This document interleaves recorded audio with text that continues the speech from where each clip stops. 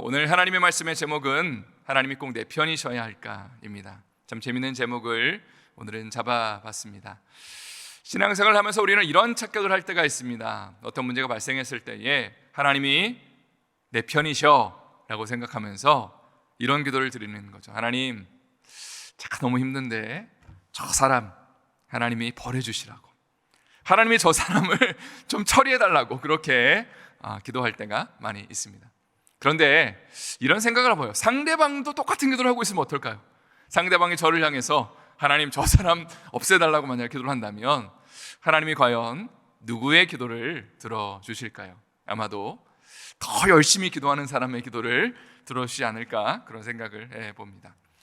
20년도 더 된 일인데요, 제가 대학에 입학을 하기 위한 입시를 치르러 한 대학에 방문을 했었습니다. 초조한 마음을 가지고 이제 수험생들이 한 교실 안에 이제 시험 치르려고 이렇게 기다리고 있는데 한 조교 선생님이 들어오셔서 이런 얘기를 하시더라고요. 여러분, 이 자리가 바로 윤동주 선생님이 공부했던 자리라고, 그런 말씀을 하시는데 참 마음이 숙연해지더라고요. 그리고 마음 가운데 여기 꼭 붙었으면 좋겠다라는 그런 생각이 들었습니다. 시험을 잘 치르고 면접을 치르고 난 다음에 집으로 돌아오는 길에 그런데 이런 생각이 들더라고요. 제가 시험을 친 곳이요, 신학을 이제 공부하기 위한 그 시험을 치른 거거든요. 그러니까 다 예수 믿는 사람들이 시험을 치르는 거예요. 그러면 어떤 기도를 했을까? 예수 믿는 사람들이 똑같은 기도를 했을 겁니다. 하나님, 저 이 대학 붙게 해주세요. 그럼 하나님 과연 누구의 기도를 들어주셔야 될까라는 생각을 그때 처음 했던 것 같아요.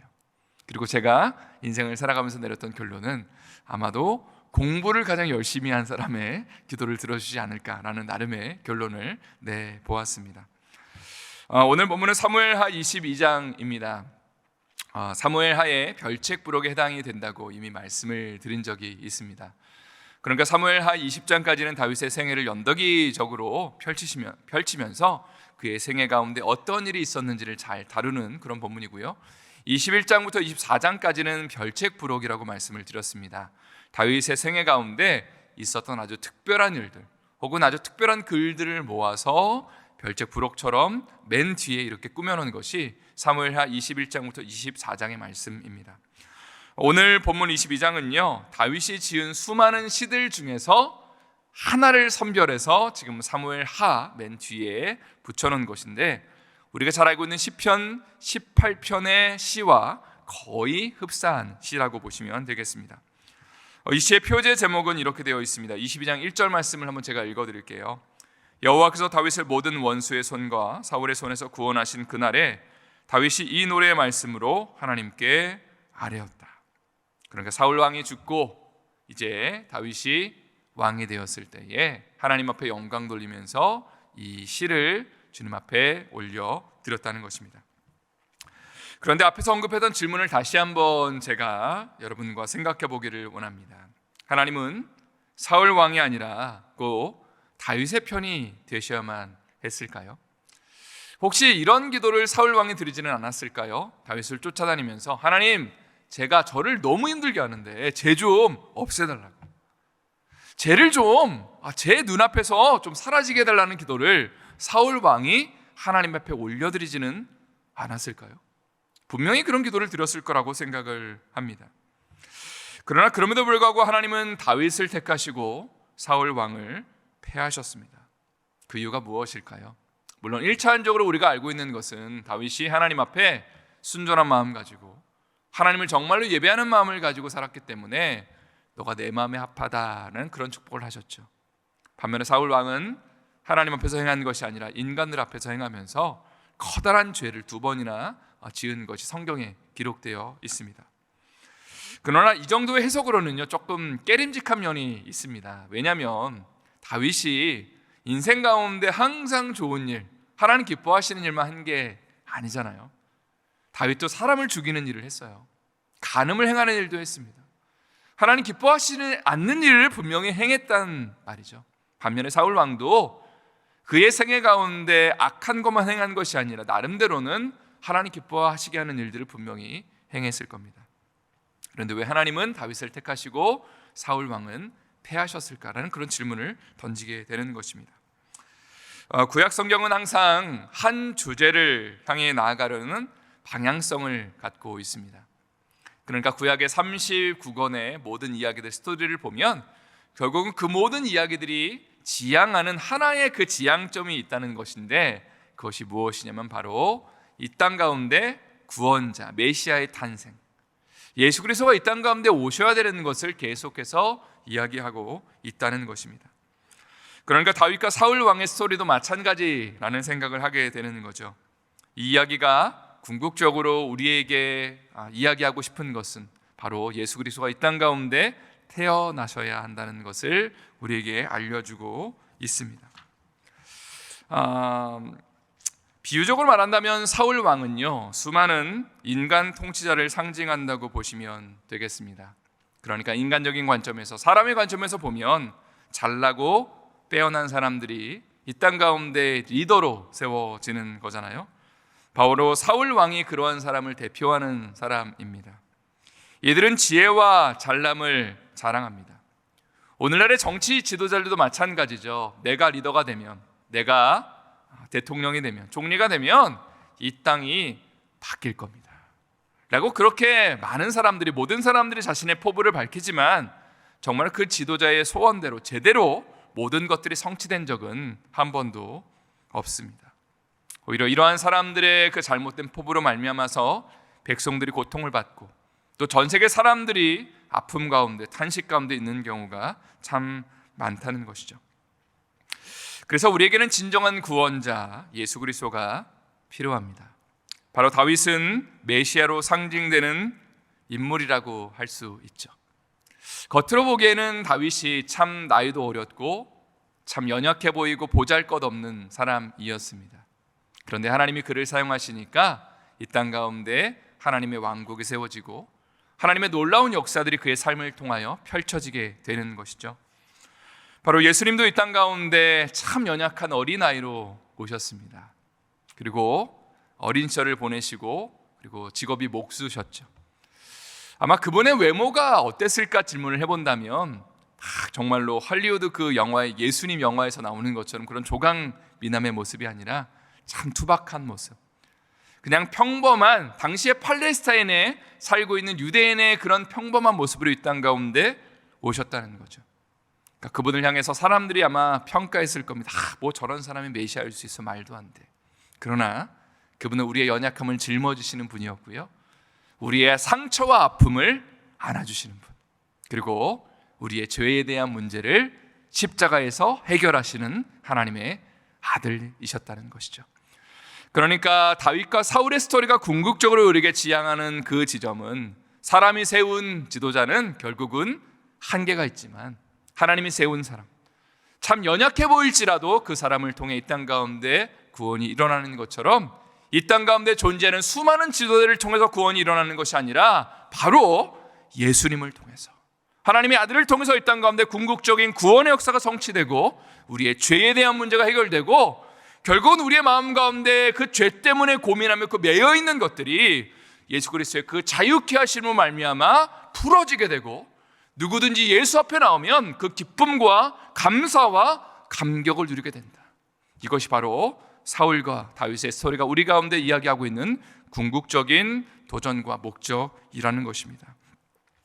이런 배경을 가지고 오늘 본문을 간단하게 한번 살펴보기를 원합니다. 먼저 29절부터 31절의 말씀을 한번 다 같이 저희 읽어보도록 하겠습니다. 한번 읽겠습니다. 여호와여, 주는 나의 등불이시니 여호와께서 나의 어둠을 밝히시리다. 내가 주를 의뢰하고 적진으로 달리며 내 하나님을 의지하고 성벽을 뛰어넘나이다. 하나님의 도는 완전하고 여호와의 말씀은 진실하시니 그는 자기에게 피하는 모든 자에게 방패시로다. 29절에서 다윗은 하나님을 향해서 하나님이 나의 등불이십니다, 나의 어둠을 밝혀주시는 분입니다 라고 그렇게 고백을 하고 있습니다. 미국에서도 종종 정전이라는 것이 되지만 한국에 있을 때도 제가 어린 시절에 정전이 될 때가 참 잦았던 기억이 있습니다. 정전이 되면 모든 게 안 보이잖아요, 그죠? 당시에는 핸드폰 같은 게 없었기 때문에 그 어둠 가운데 그 무서움이라는 감정을 제가 좀 느꼈던 것 같아요. 아무것도 안 보이니까요. 근데 아버지가 어디서 초를 하나 찾으셔서 그 성냥으로 초를 딱 켜주시면 집안이 밝아지는 그 모습 속에서 참 좋다, 초 하나가 세상을 밝힌다라는 그런 생각을 하게 되었습니다. 다윗은 하나님을 이런 등불에 비유하고 있는 것이죠. 그 인생 가운데 참 어두컴컴한 그 지점들이 많이 있었음을 우리는 너무나 알고 있습니다. 사방이 칠흑 같은 그런 어둠 가운데 둘러싸이는 적이 많았다는 것이죠. 그 인생 가운데 사울 왕에게 쫓겼던 그 10년 이상의 광야의 생활들을 돌아보면 정말로 아무것도 사방이 보이지 않는 그 속에서 두려움을 느끼고 외로움을 느꼈을 겁니다. 그러나 그 속에서 이런 고백을 드리는 것이죠. 결국 기도하고 간구하는 가운데 하나님이 나의 등불이시고 하나님 나의 어둠을 밝혀주시는 분입니다라고 지금 고백하고 있는 것입니다. 저는 이러한 고백과 간증이 우리의 삶에도 넘쳐나기를 소망합니다. 우리의 삶 가운데 힘들고 어려운 상황들이 발생할 때가 참 많이 있죠. 참 짜증나고 답답할 때가 있습니다. 또 우리의 심령의 문제들, 우울증과 공황장애와 또 불면증의 그런 문제들로 인해서 시달리는 분들도 있습니다. 때로는 누군가를 향한 분노와 화가 우리의 마음을 각박하게 할 때가 있죠. 이런 가운데 우리에게 정말 필요한 것은 무엇이냐면 하나님이 우리의 그 어두운 마음, 그 어두운 심령을 밝게 비춰주시는 거죠. 근데 이것을 꼭 기억하셨으면 좋겠습니다. 어둠으로 어둠을 이기려면 방법이 없습니다.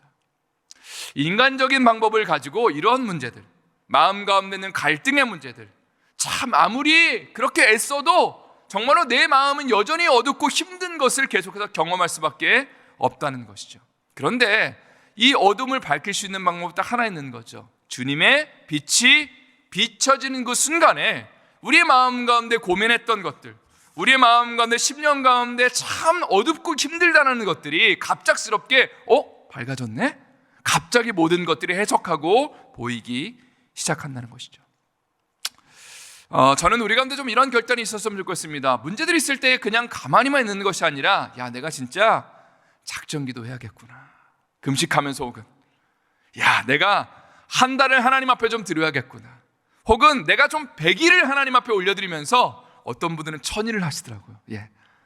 하나님이 감동되시는 대로 하시면 좋겠습니다. 또 중요한 것은요, 우리가 그저 있는 그대로 끌려다니는 상황에 끌려다니는 삶이 아니라 어떤 기도 제목이 있다면 정말로 하나님 앞에 나와서 하나님이 내 등불이십니다라고 고백하면서 하나님만이 나의 어둠을 밝힐 수 있는 분입니다 고백하면서 작정하며 기도하는 가운데 정말 하나님이 우리의 문제들을 풀어주시고 그 문제들 가운데 정말 빛을 비춰주시는 놀라운 역사가 우리의 삶의 간증으로 일어날 수 있기를 예수님의 이름으로 축원합니다. 다시요, 예수님의 이름으로 축원합니다. 오늘 본문 32절과 33절의 말씀을 또 우리 함께 읽어보도록 하겠습니다. 읽겠습니다. 시작. 여호와 외에 누가 하나님이며 우리 하나님 외에 누가 반석이냐. 하나님은 나의 견고한 요새시며 나를 안전한 곳으로 인도하시며. 다윗은 하나님이 반석이시다, 그리고 견고한 바위 같은 분이시다라고 지금 고백을 하고 있습니다. 다윗이 살고 있는 시기에는요, 누군가가 나를 쫓아온다면 어디에 숨어야 될까요? 라는 질문을 던진다면 이렇게 대답을 해야 될 것입니다. 아마도 바위 틈에 숨어야 될 겁니다. 혹은 바위에 파져 있는 굴 안에 숨어야 될 겁니다 라고 고백을 해야 될 겁니다. 또 견고한 성을 짓기 위해서는 당시에 시멘트 같은 재료가 없잖아요. 그러니까 당시에는요, 견고한 성을 어떻게 짓는 거냐면 견고한 바위를 깨다가 그것을 가지고 이제 견고한 성을 지었습니다. 그러니까 하나님 외에 누가 나에게 바위가 될 수 있냐라는 고백은 하나님만이 나에게 이러한 안전을 보장해 줄 수 있습니다 라는 고백이라고 볼 수 있습니다. 인생을 살아가면서 우리의 삶에 안전을 보장해 주는 것들이 사실 여러 가지가 있을 수 있습니다. 어떤 사람은 나 돈 많아요 라고 생각하면서 그것을 의지하는 경우가 있죠. 저는 직장이 끄떡이 없어요. 문제가 생기면 보험이 저를 다 커버해 줄 거라고 하면서 그 직장을 의지하는 경우가 있습니다. 또 건강이나 가정을 의지하는 경우가 있죠. 그러나 이러한 것들은 영원하지 않습니다. 하나님이 한번 이렇게 부으시면 한 번에 날아가는 것들이죠. 그래서 다윗은 영원하신 하나님을 나의 피난처로 삼고 있습니다. 내가 궁극적으로 힘들고 어려운 그 순간에 돌아가야 할 곳, 내가 숨을 수 있는 곳, 나를 영원히 보장해 주는 것은 하나님이세요 라고 지금 그렇게 다윗은 고백을 올려드리고 있는 것이죠. 또 34절과 35절 말씀은 제가 읽도록 하겠습니다. 나의 발로 암사슴 발같게 하시며 나를 나의 곳에 세우시며 내 손을 가르쳐 싸우게 하시니 내 팔이 놋화를 당기도다. 여기 보니까 하나님이 나를 암사슴 발같게 하신다. 저는 이스라엘에서 있으면서 암사슴을 본 적은 없는 것 같아요. 그런데 그 게디라고 불리우는 들염소는 많이 봤습니다. 광야에 나가면 많이 있거든요. 이 게디가요, 그 암사슴처럼 생기기는 했습니다. 그래서 정말로 바위 절벽들을 막 자유롭게 뛰어다니는 모습을 보면 처음에는 야 위험해 너 죽는다 이렇게 얘기를 하고 싶다가 너무 자유롭게 다니는 모습을 보면서 이게 바로 암사슴처럼 뛰어다니는 거구나, 나로 높은 곳을 다니게 하시고 그 모든 절벽들을 자유롭게 뛰어다니게 하신다는 표현이 바로 이런 거라는 생각을 갖게 되었습니다. 성도 여러분, 우리의 삶 가운데 위험하고 그리고 참 우리의 마음에 위축되고 힘들게 하는 그런 순간들이 많이 있음을 고백합니다. 이런 경우에는요, 자유롭지가 않은 것이죠. 마음껏 뛰어다닐 수가 없는 상황들이 우리의 삶에 펼쳐진다는 것입니다. 예를 들어 경제적으로 힘들고 어려운 상황들이 발생을 할 때, 또 관계가 틀어져서 마음이 미어지는 상황들이 발생할 때, 또 마음이 상처와 아픔들 가운데 정말로 내 마음이 자유롭지가 않을 때가 많이 있습니다. 기도도 잘 나오지 않고 말씀을 묵상을 해도 말씀이 들어오는 것이 아니라 문제를 묵상하게 되고 누군가 미워하는 사람을 자꾸 묵상하게 되는 그런 현상들이 나타날 때가 있습니다.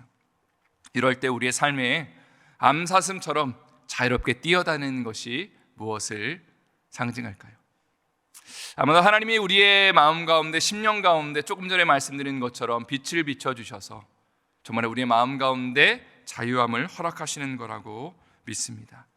기도하는 가운데 기도의 문이 열려지는 것이겠죠. 예수님 말씀하셨잖아요. 진리를 알지니 진리가 너희를 자유케 할 것이다. 묶여져 있는 것들, 정말로 매여 있는 것들이 분명히 있다는 것이죠. 자유롭지가 않습니다. 이런 것들 때문에 마음껏 뛰어다닐 수가 없습니다. 마음껏 기도할 수가 없습니다. 마음껏 말씀을 볼 수도 없습니다. 마음껏 주님을 섬길 수도 없습니다. 그런데 하나님의 말씀의 약속은 이것이죠. 그러나 하나님 앞에 나아올 때에, 우리가 진리 앞에 나가서 하나님 기뻐하시는 방법들을 행할 때에 진리가 우리를 분명히 자유케 할 것이고, 하나님의 은혜가 임하면 우리가 이 모든 상황들을 뛰어넘을 수 있는 그 하나님의 축복이 임할 것이고 자유롭게 다니게 될 것이다. 우리의 삶에 하나님을 향한 그 기쁨과 감사가 회복될 것이고 이 모든 것들을 뛰어넘게 될 것이다 라고 주님이 도전하시는 거죠. 그래서 마태복음 16장에서 예수님이 이런 말씀을 하셨어요. 땅에서 풀면 하늘에서도 풀릴 것이다. 오늘 이따가 기도하실 때는요, 이거를 좀 믿고 기도하시기를 바랍니다. 기도하면 될까? 누군가와 문제가 발생했을 때에 기도하면 될까? 그런데 하나님이 약속하셨어요. 먼저 너가 이거를 기도하는 가운데 풀어내면 하늘에서도 풀려질 거다. 문제가 사실은 상식적으로는 안 풀려요. 인간적으로 기도한다고 되나요? 그러나 약속하셨어요. 하나님이 우리 가운데 땅에서 믿음으로 풀면 하늘에서도 풀릴 것이고 나머지 것들도 풀릴 것이라고 약속하신 것이죠. 이러한 자유함의 역사가 우리가 함께 기도하는 가운데 임할 수 있기를 예수님의 이름으로 축원드립니다. 오늘 본문의 마지막으로 48절부터 51절의 말씀을 읽겠습니다. 오늘 본문이요, 너무 길어서 오늘 본문을 강의하려면 2시간이 걸리기 때문에 그래서 마지막 절만 좀 저희가 다루고 마무리하겠습니다. 48절부터 51절의 말씀 함께 힘차게 읽겠습니다. 이 하나님이 나를 위하여 보복하시고 민족들이 내게 복종하게 하시며 나를 원수들에게서 이끌어내시며 나를 대적하는 자 위에 나를 높이시고 나를 강포한 자에게서 건지시는도다. 이러므로 여호와여, 내가 모든 민족 중에서 주께 감사하며 주의 이름을 찬양하리이다.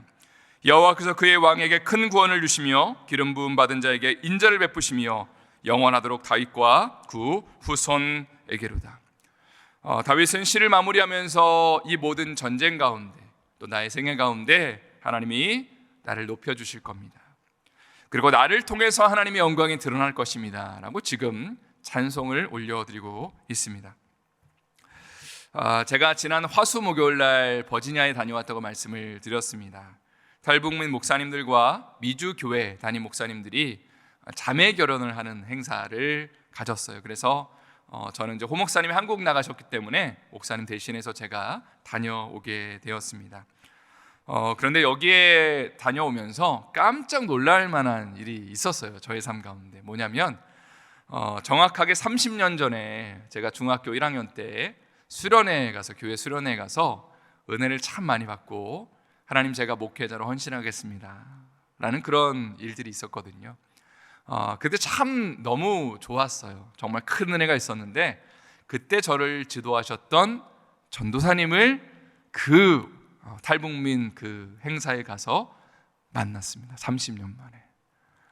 하나님이 인도하심 가운데 만나게 하신 거죠. 그래서 제가 먼저 다가가서 목사님, 제가 누구누구입니다 라고 하니까 너무 저를 반가워하시는 거예요. 그러면 저를 목사님이 저보다 사실은 참고로 키가 작으시고 대신에 좀 등치는 엄청 살찌셨더라고요. 정말 품이 더 넓어지셔서 저를 막 안으시면서 막 제 얼굴을 막 이렇게 쓰다듬으시면서, 야 재영아, 너가 어떻게 이렇게 목사가 됐냐면서 너무 울컥하시면서 좋아하시는데, 제 마음이 참 뭉클한 그런 시간을 가졌습니다. 근데 목사님이요, 30년 전에 저희한테 이런 가르침을 하셨거든요. 왜 공부해야 되냐라고 했을 때, 하나님의 영광을 위해서 하라고, 모든 것들을 주님의 나라를 위해서 하라고 그렇게 가르치셨는데, 그것이 저의 마음 가운데, 저의 그 중심 가운데 새겨졌던 것 같습니다. 조금 전에 읽은 본문에서도 지금 다윗은 하나님이 나의 원수에게 보복하시고 민족들이 나에게 복종하게 될 것이다 라는 고백을 하고 있죠.